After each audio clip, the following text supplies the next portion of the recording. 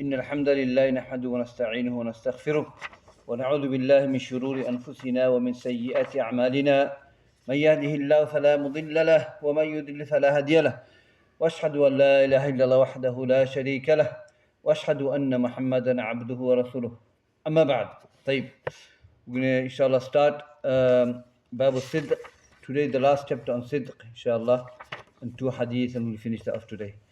طيب, حديث عن أبي هريرة رضي الله عنه قال قال رسول الله صلى الله عليه وسلم غزا نبي من الأنبياء صلوات الله وسلامه عليهم فقال لقومه لا يتبعني رجل ملكا بضع امرأة وهو يريد أن يبني بها ولما يبني بها ولا أحد بنى بيوتا لم يرفع سقوفها ولا أحد اشترى غنما أو خلفات وهو ينتظر أولادها فغزا فدنا من القرية صلاة العصر أو قريبا من ذلك فقال للشمس إنك مأمورة وأنا مأمور اللهم احبسها علينا فحبست حتى فتح الله عليه فجمع الغنائم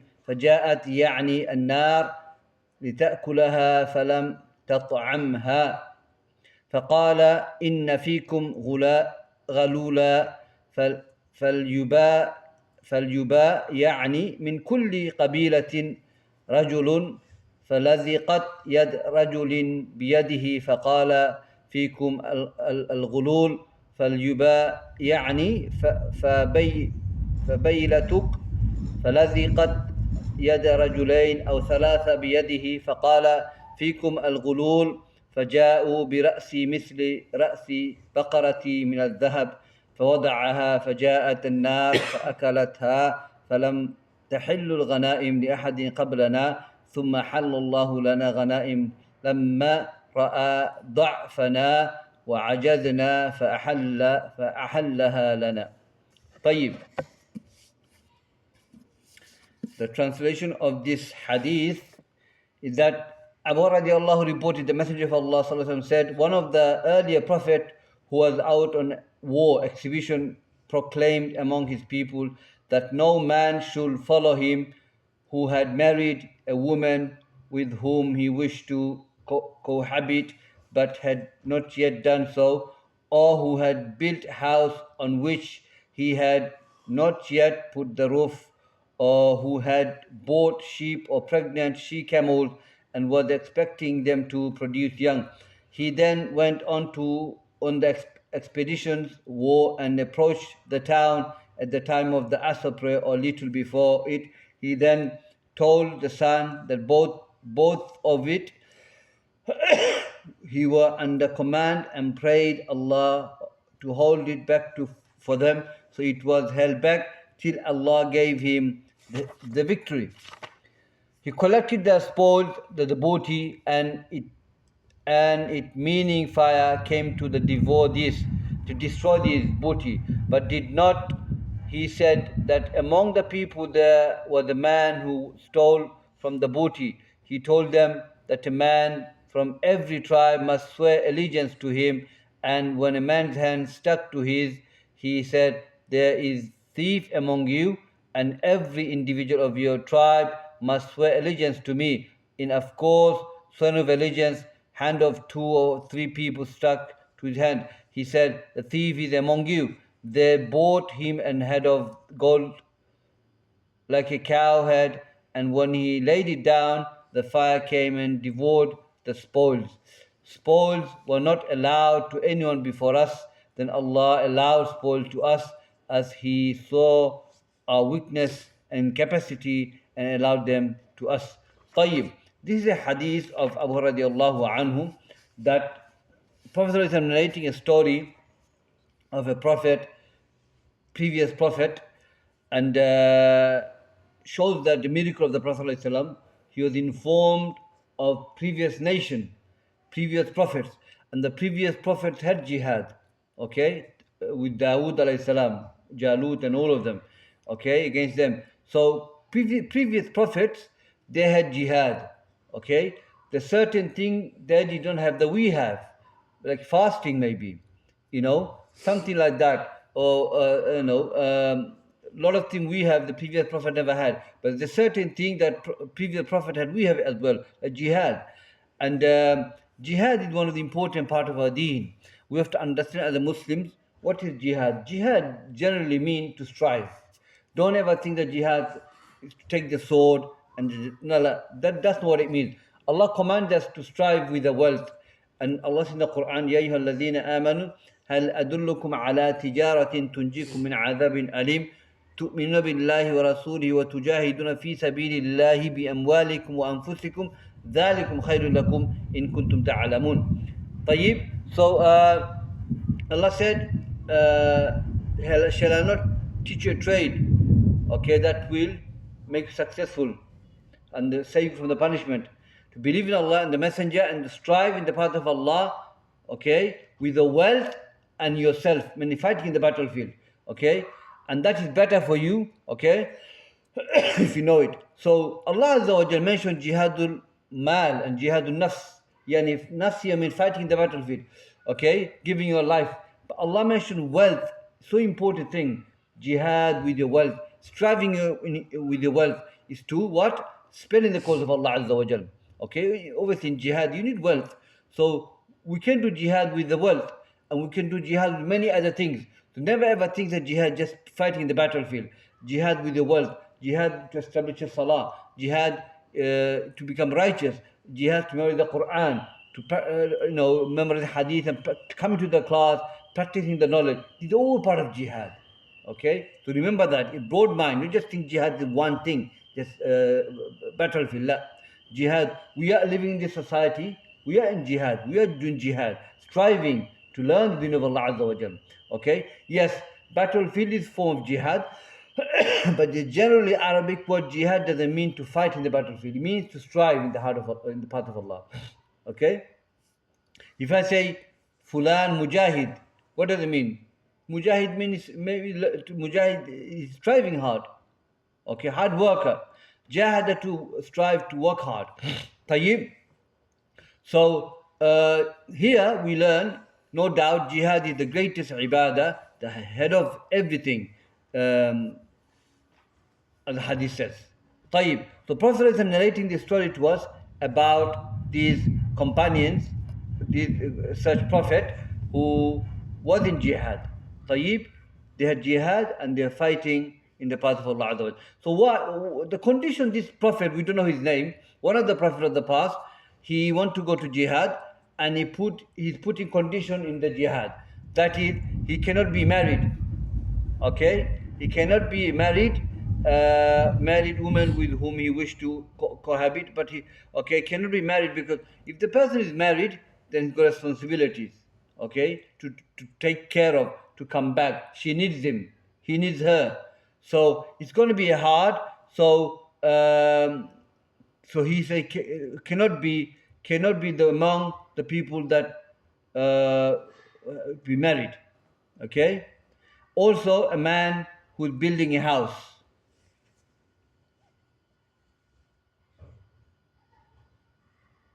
Okay, building a house means he's busy building the house, building the roof for his family. Again, he's mashghul, he's busy. Tied up, basically. Something tied up, something pulling him. Maybe need to come back. So he cannot be someone like that. Okay? Cannot be someone like that to go jihad with me. I want someone free, not married, not busy with anything with dunya. Okay? And also has got camel to look after, things like that. So I want somebody who don't have any of these responsibilities. I want him to come to jihad with me. Okay, so that's the condition that he put, and there's a hikmah behind that for the Prophet to alayhi salam to put the condition. So what else we learn from this is that this jihad, the Prophet telling us that about this Prophet alayhi salam, this expedition, okay, is that they landed basically. They went to the town of Asr prayer, and the Prophet ﷺ want to do jihad before the night comes down. So it's not dark, easier to do jihad, and there's no problem fighting the path of Allah Azza wa Jal. But look at the miracle of this Prophet. The miracle is that he asked Allah, okay, because he said, the son, you're under the command of Allah. I'm under the commandment of Allah Azza wa Jal. Okay? So he wants the jihad to be done before the dark falls, so he can see everything. Not wait for Asr to go and Maghrib comes in. La. He wants everything to be done before Asr. So what does he do? Allah does for the prophets. Dua was accepted. He said, Allahumma fahbisha anna. Oh Allah, withhold, yani, stop the sun setting. Allah, he told Allah Azza wa Jal, this command, this Allahumma fahbis anna. This fahbis, the command here, but the command are three types. Command here, command a'la ila adna. Command high to the low. Allah commanding us. Okay? Ya ayyuhalladhina amanu ati'u Allah. Or those who believe, obey Allah Azza wa Jal. This is a command, you have to obey Him. It's a command, you have to obey Allah. There is a command, adna ila al-a'la, low to the high. So here, Allahumma fahbisha. This command doesn't mean command, Allah's commanding us, it means dua. This command means dua. You know, ihdina sirat al-mustaqim. In Fatiha we say Allah, ihdina sirat al-mustaqim. The command, guide us to the straight path. This is a command means dua. We cannot command Allah. We cannot command Allah. Remember this, Allahumma fahbisha anna. Oh Allah, stop this sun setting for us, so it doesn't become dark. So this dua. Then command to somebody in your own level. So you say, give me a drink. That is command. We can command somebody our level. But here means dua, because a slave asking Allah. So this is dua, cannot be a command. Tayyib. So what we learn, Allah Azza wa Jal accepted the dua, and something specifically Prophet asked Allah, Allah accepted this dua from his Prophet. طيب. So ففي هذا الحديث دليل على فوائد عديدة. So in this hadith there are a lot of proofs, proof of a lot of benefits. أن الجهاد مشروع في الأمم السابقة كما هو مشروع في هذه الأمة. Okay, so jihad was something that was legislated in the previous nation for the previous prophet, as it was for this ummah as well. وكذلك قصة طالوت والجالوت وداود عليه السلام في سورة البقرة. And the story of the Talut and Jalut, the jihad with them, so we know that as well. دليل على عزيمة الله عز وجل وأنه هو مدبر كون وأنه سبحانه وتعالى يجري الأمور على غير طباعها إما لتأييد رسول وإما لدفع شر عنه وإما لمصلحة في الإسلام. Look at this. The greatest evidence, one of the greatest evidence is that Allah Azza wa Jalla controls the heaven and the earth. You know the sun rises, sun rises and the sun sets by the commandment of Allah. Allah's command the sun to set, Allah commands the sun to rise. And this is something only Allah can do. Nobody can do that. Look, we cannot say to Allah, stop the sun setting. He's not going. Allah can do that, but Allah does things for the prophets which is unnatural. Look at this. Sheikh Ibn Uthaymin says, Allah caused something unnatural to happen, okay, to aid the prophet, okay, to aid his prophet. His prophet said, Allahumma ihbisha anna. Oh Allah, stop this sun setting. We want to continue to fight, we can overpower them and do whatever we need to do, okay. Allah caused it, caused the sun not to set. Allah stopped the sun setting, night never fall, okay. So Allah did something for the Prophet. So what was the reason? Either to help the Prophet, to remove the harm could be, if it's dark, could be harm for the Prophet and the followers, or for greater benefit in Islam. Tayyib? Understand? So this Prophet, he made this dua to Allah Azza wa Jal to stop the sun setting so he can do the jihad. And this is Tawhid Rububiyyah of Allah Azza wa Jal. He is the one who controlled heaven and the earth. Okay? And he controlled it for this Prophet alayhi salam. Tayyib. So what do we learn from this hadith also? That one of the things that we learn is that at the end of the hadith it says that, you know, the booty, the war booty, Allah Azza wa Jal did not allow for any ummah, but Allah allowed for this ummah because when the jihad, Muslim fought in the battlefield for sake of Allah, to the ummah of the Prophet, that they were allowed to take booty because there are a lot of poor people. Abu Hurairah radiallahu anhu, he lived his life in jihad, and the war booty that he get, that the food he had for him and his family. So when the weakness overtook them, the hadith says that to the end of the hadith, that they became weak, they were allowed to take booties home, so they can use that to benefit themselves and the family. Okay, like أعطيت خمسا لم يعطهن أحد من الأنبياء قبلي وذكر وأحلت لي غنائم ولم تحل لأحد قبلي. In the hadith in Bukhari, Muslim, the Prophet said that I was given 5 things. It was not given to the Prophet before me. Okay, 5 things. One of them, he says that it was made halal for my ummah to take the booty or spoils or booty, which was not made halal for the previous prophets, previous nations. So the booty was halal for the Prophet ﷺ and his companion, for this ummah. Okay, because what happened is that when they conquer a land, the benefit, they take it, and they can take it home and benefit their family as well. But it wasn't allowed for the previous nation. So what happened is that this specific Prophet alayhi salam, they won the battle, they've taken over, but they were not allowed to take the booty. It wasn't allowed for them.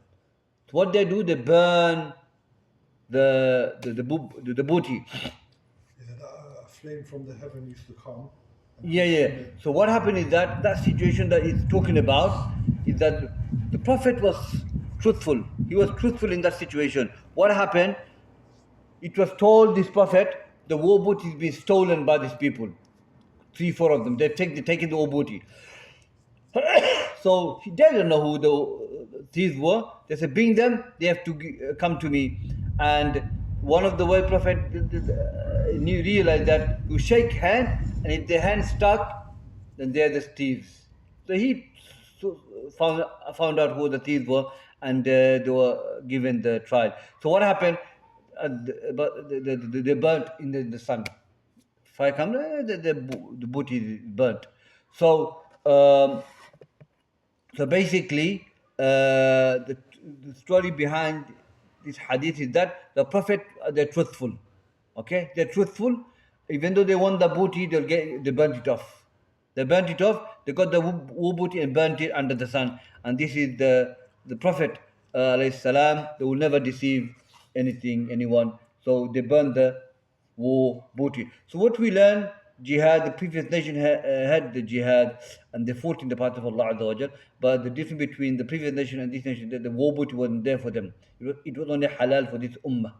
طيب.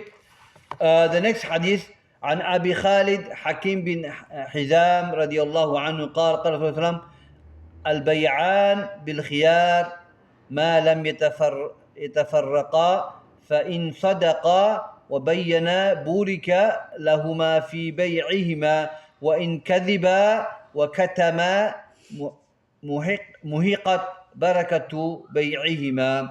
طيب.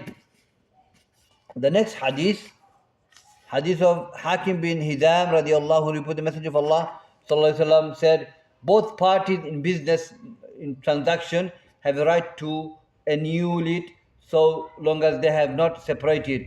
And if they tell the truth and make everything clear to each other, the seller and the buyer speak the truth, the seller with regard to what he purchased and the buyer what he sells, they will be blessed in their transaction. But if they cancel anything and lie, the blessing on their transaction will be eliminated. So that's where the sidq comes in. The buying and selling, my brothers, is one of the biggest chapter in Islam. Money transactions. Okay, in the business, Allah said, وَأَحَلَّ اللَّهُ الْبَيْعَ وَحَرَّمَ الرِّبَا.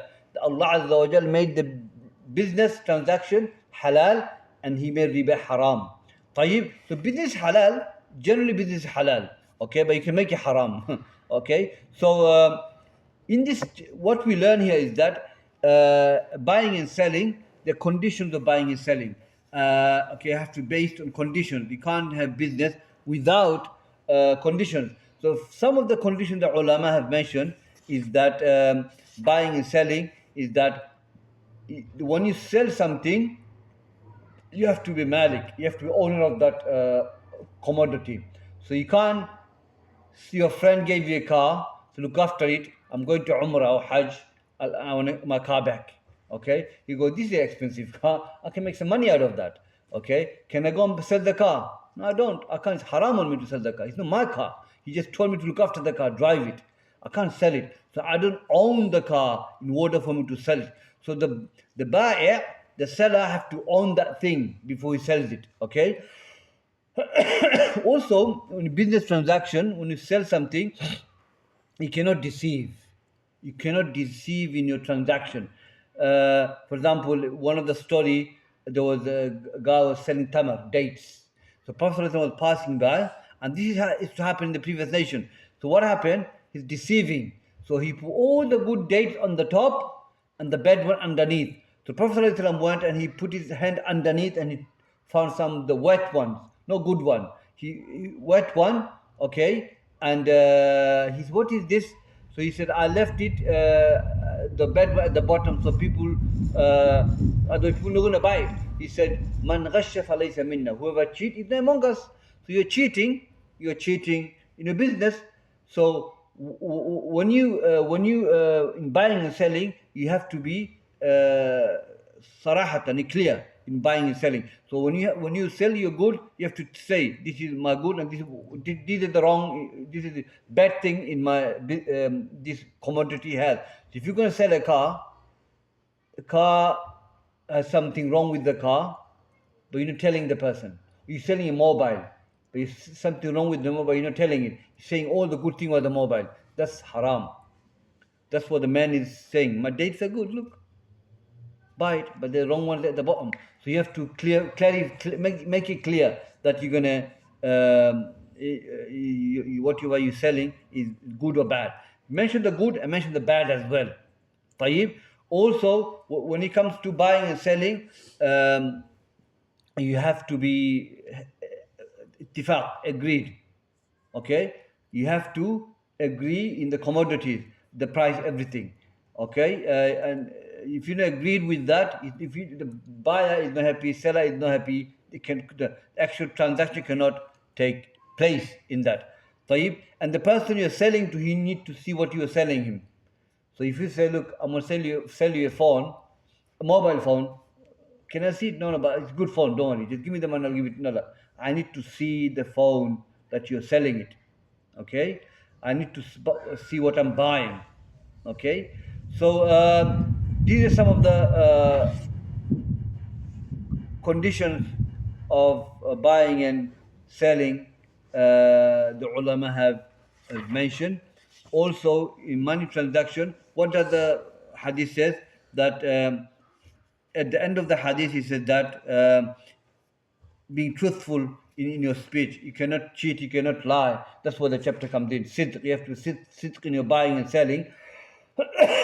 You have to keep your word. If you say if you made a promise, contract, agreement, okay, that I'm gonna sell this commodity to you, or car or whatever, laptop, whatever, and you made the agreement, everything, you're gonna sell it, okay. Somebody else comes and give a bit more, you sell it to him. That's haram. That's haram. Again, man ghasha falaysa minna. So you have to be truthful in your buying and selling. You cannot deceive anyone. If someone does that, the person transaction will be blessed. And if it's lie, based on lie, the barakah will be removed from that transaction.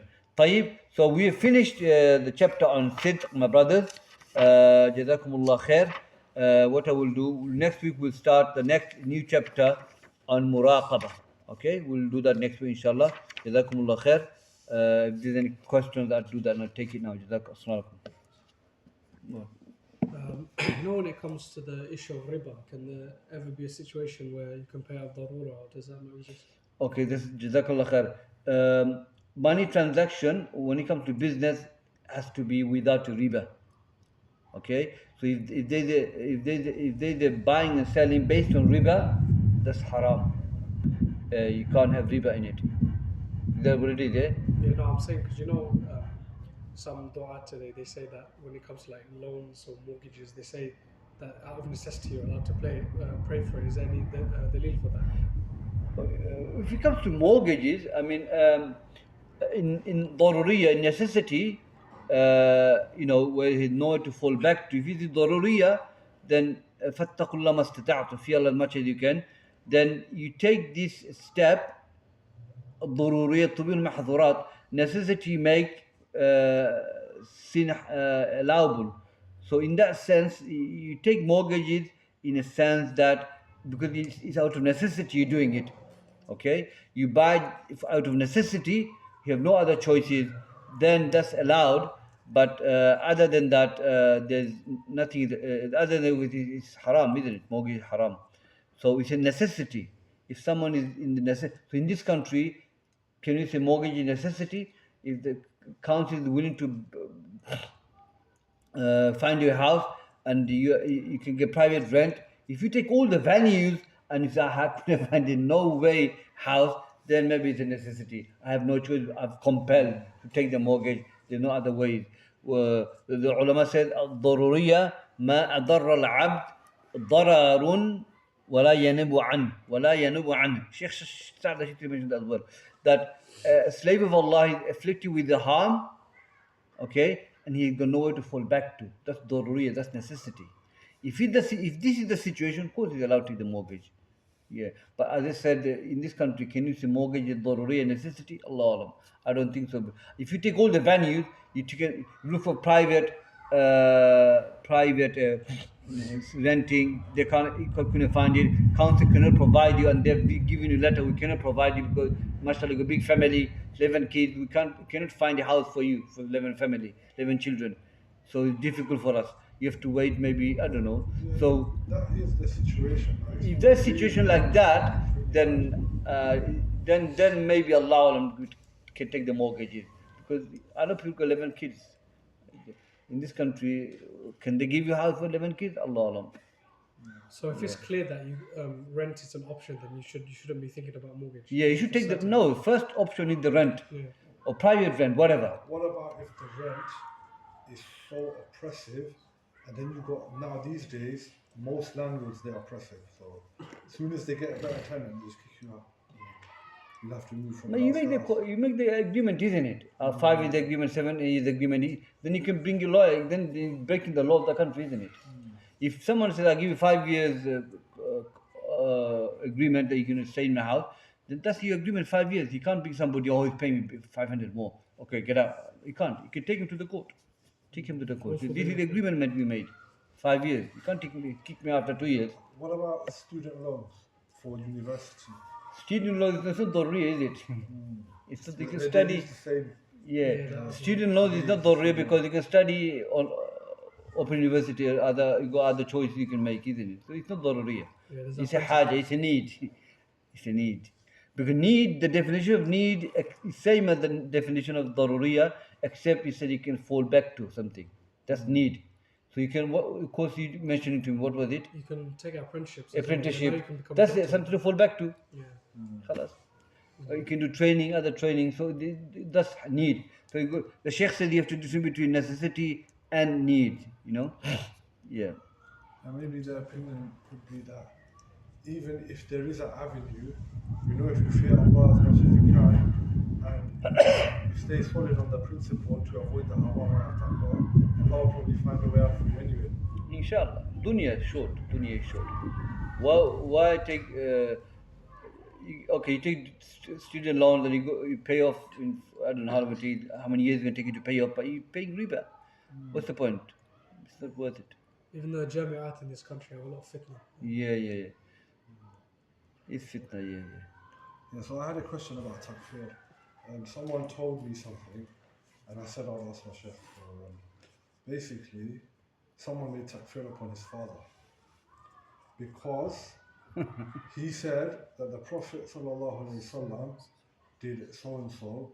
He did what? He Saying kada wa kada. you know what happened in Banu Qurayza? He told his father about what happened in Banu Qurayza with the Prophet ﷺ unalived a bunch of Jews, and his father said even if the Prophet did it, it's wrong. So he made takfir upon his own father because of that, because he said Bani Qurayza, the Prophet, Bani Qurayza, Prophet said, when you go to Bani Qurayza, don't pray Asr until you go to Bani Qurayza. now he's talking about the killing You know the incident where he basically, there was a group of Yahud that he ended up killing in the Banu Qurayza because they broke the sulh that they Okay. Yeah, he's asking about that. So he told his father about that, and his father said even if the Prophet killed all those Jews, the Prophet was wrong, and because of that he made takfir upon his father. So I basically said to him, you're actually sinful because some people, they don't have the ability and the knowledge to deal with these issues, and because you bought him this issue, he ended up saying something which could be kufr. So the ruling is he still a Muslim? His father is a typical Bengali man. He prays Ramadan, fast. He doesn't know anything, but the son, he put him in this situation. Now, is it right for him to do that? No. So takfir is to declare somebody is kafir. Now, to declare somebody kafir, the ulama, not me, the ulama have made conditions to call somebody kafir. Takfir, they're general takfir. You make general takfir and specific takfir. To declare generally kuffar and to declare somebody specifically a kafir. Like in this situation here, he's calling his father a kafir. A'udhu billah. طيب. To call somebody a kafir specifically, your dad, your brother, general specific Muslim, then these are the conditions you have to meet. Okay? You have to see, first in the common condition I've mentioned is that ignorance. Ignorance is a general cases in the principle, general cases, general reason why a person cannot be declared a kafir. In this case, this uncle is an ignorant man, he doesn't know, he prays and everything. So he's not a kafir, he's Muslim, he didn't know. Explain the situation to him, explain the hadith to him before you declare him to be a kafir. He has no knowledge, okay? And this is the principle we follow. If someone makes that statement of kufr and he's ignorant, he's not a kafir, he didn't know. Okay, he didn't know. That's one. Secondly, somebody is forced. In this case, he's not forced. Or somebody out of happiness. Happiness can lead to somebody to make a statement of kufr, like the man who lost his camel, then he came back and he said, I'm your Lord, you're my slave. He made a statement of kufr, but because he was so happy, Allah forgave him. Or someone out of anger, where he could not, his intellect is not working. Out of anger, he made something. Okay? Someone is not baligh. He's not mature. Or someone is not aqil. He doesn't have intellect. These things, these are conditions has to be looked into before you declare somebody a kafir. Okay?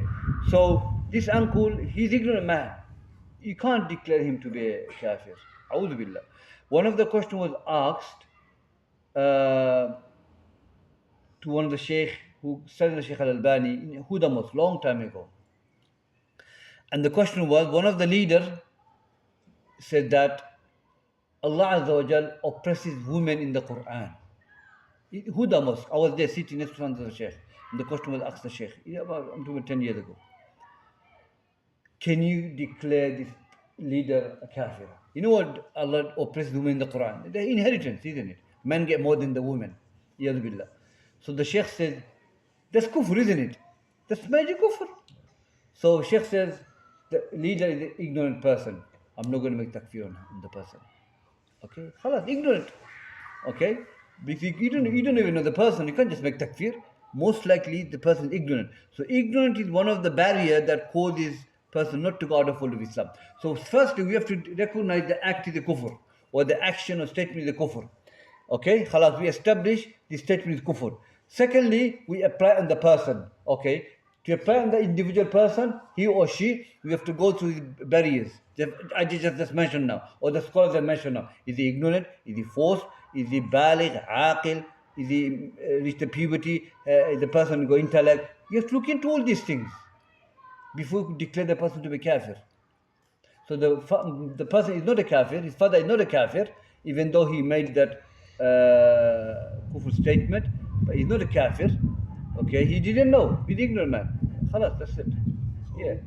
What is the situation where an individual can make takfir and where he has to, and another situation where he has to refer to the ulama? Always. The person, no one should make takfir, nobody. Because Prophet said that whoever is Sahih Muslim, whoever makes takfir in a person, either the person is a kafir, he comes back to you. So in situation that is from Asluddin, Yeah. that is known from the religion by necessity. Yeah. So the Yahud and the Nasara, if someone says they're going to go Jannah, they're not kuffar. With the Yahud and Nasara. Yeah. So if someone says that, so we still have to refer to the scholar, or we can say this person is a kafir. No, certainly we know. If you know certain Muslims, clearly he's aqil, baligh, you know, he says, he general Muslims, you know him, he says, oh, I'll call it halal for me. Maybe you can explain the deen to him a bit more. Say, it's not halal, you give me evidences, then you can say, you know, what you just said, it will take out the fold of Islam. You don't have to literally say the kafir, so you know, that is enough to take out the fold of Islam. You know, so when we make takfir, we should refer to the ulama. And Sheikh al-Islam says that no one is allowed to make takfir on anyone until the hujjah has been established. The evidence, the proof has been established in the person. He hasn't established a proof. How can you call him a kafir? So do you have to be of a certain level of ilm to do that? Yeah, you have to, because... So let's say another jahil. What if the person jahil to make takfir on him, like this man, he made takfir on his dad, he didn't know the mawane. He didn't know the principles of the prevention, what to prevent a person to be kafir. Because there's a shubha going around, and maybe it's not a shubha. So, from what I've seen, Sheikh Al-Fawzan, Rahimahullah, he said, for major kufr, they don't have a specific ignorance. That's his opinion. It's the opinion, yeah? So they find it no, khilaf. I don't agree with Sheikh Al-Albani don't agree with them as well. And Sheikh Ibn Uthaymeen as well. You know, generally, Najdi scholars, when it comes to uluhiyya, worship, they do not see excuse. And that's wrong. You're going to make everyone in my village and my country kafir. No, you can't. They need to go, they need to understand this that. is the danger. You see, so Let me finish. There are people, ignorant people out there. They don't know Bukhari Muslim. They haven't studied this Kitab al-Tawheed. Okay? They don't know. They believe in Allah and Messenger, that's it. But they haven't studied this book. You can't make takfir on them. They don't know, akhi. Are you sure that was Sheikh Fawzan? I think. Yeah. But Najdi, generally they believe that. Yeah. Sheikh Fawzan said that anyone who gives these people who make excuse for someone who commits major kufr, this is a new matter. In the past, everyone made takfir upon the one who committed major kufr. But this is his opinion. He said something similar in one place, but then he said in another place. وَضُرْ بِالْجَهْرِ is excuse. وَمَنْ يُشَقِّقِ الرَّسُولِ مِنْ بَعْدِ مَا تَبَيَّنَ الْهُدَى. Whoever disobeyed Prophet after the clarification has come to him. Okay? Quran, Sunnah has been established. Rasulullah came and gone. We got the deen, yes. But there are people that don't know the deen. There are people that don't know Tawheed. They haven't studied Kitab al-Tawheed. If someone made a kufr statement in Saudi, no excuse. No excuse. Major kufr, action or statement if they make in Saudi, Arab, he's going to excuse. Because ulama there, they teach Kitab al-Tawheed every day. Books are there. But certain countries, they haven't studied this book. Knowledge hasn't gone to them. I'm telling you from my own experience. They haven't read these books. I've given this book out. Sheikh bin Baz, Sheikh Ibn Uthaymeen books in Tawheed and Shirk in Bengali translated. We haven't read this before. They don't know. Various people don't know. So they're ignorant. You're saying the ruling differs in lands depending on the level of knowledge that they have access to. Yeah, of course. You have to. If someone studied at the university, He studied the Jamia. You know what they have studied? Kitab al-Tawheed, Usul al-Thalasa, Aqid, they've studied, grave worship, everything studied. They wrote it down. We know they've done that. Someone back home works in a farm, he prays, comes home, eat, that's it, fast month of Ramadan. Do you think he's going to know this? No, he's not going to know this. He hasn't studied. In the village, they don't teach you these things. So how can you not make udhr bil jahl for him? You have to make it. You have to make it. And excuse for ignorance is part of a Sharia. Allah did not destroy a nation until He sent a prophet. The clarification. He needed to clarify it then. But everybody don't know Kitab. The people don't know Kitab al-Tawheed. They don't know Tawheed and Shirk. They're Sunnah and Bid'ah. They haven't studied. So the people live in a land, they haven't studied these things. So there has to be udhr bil jahl. You can't just say it's hujjah been established. No, it's never been established. It's not been established. Anyway, Allahu alam. Sheikh Albani don't follow the opinion. He said udhr bil jahl have to be there. It's there. It's there. So what would be a clear incident where the layman, he can make takfir? Layman cannot make takfir because he'll be based on emotion. It's not going to be based on layman, like let's say us, we've been studying with you. Okay, if you know to make takfir, you have to know the dawabit, the principles, the conditions of making individual takfir. You can say generally there's kufr, okay? Generally they're kuffar, general takfir, yeah. But to make specific takfir, you need to know the principle, isn't it? Okay, why? Is he ignorant? Is he mad? Is he baligh? Is he reached the puberty? All these things you have to go through. Is he forced?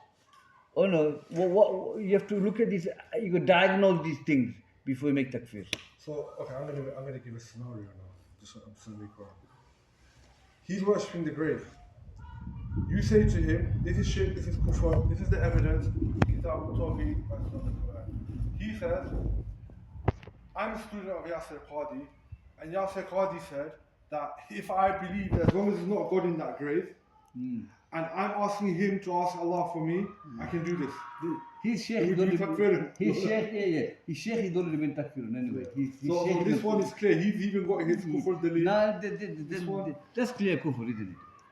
So we can make takfir upon this. Yeah. Because the Sheikh already makes takfir on Yasir Qadi.